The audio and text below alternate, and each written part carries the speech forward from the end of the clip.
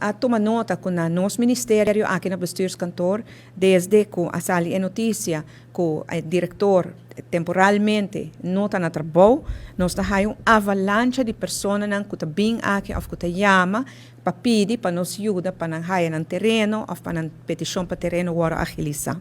E me compreender quão difícil é tá, ora que vai fazer uma petição hopi aia passar e não hora atender com né, me compreender a frustração que também dia aqui, pero me quer bisa assim que na mi ministério nós não por hasi e milagre não é tampouco.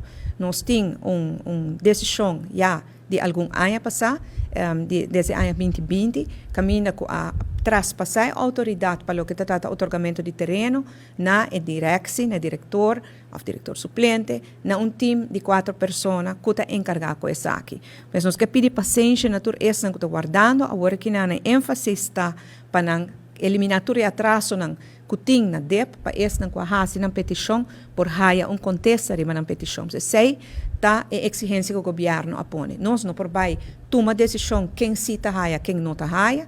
Nós não por tomar decisão tampouco quem tem que haia prometo outro. Tu receita contra a regra, contra o manejo, pero sim nossa exigência tá que o atraso que tem que guardo eliminar e esse não quase uma petição seja para terreno, para câmbio de uso, para prolongação, etc., tem direito de haver contexto e não tem que haver contexto ali.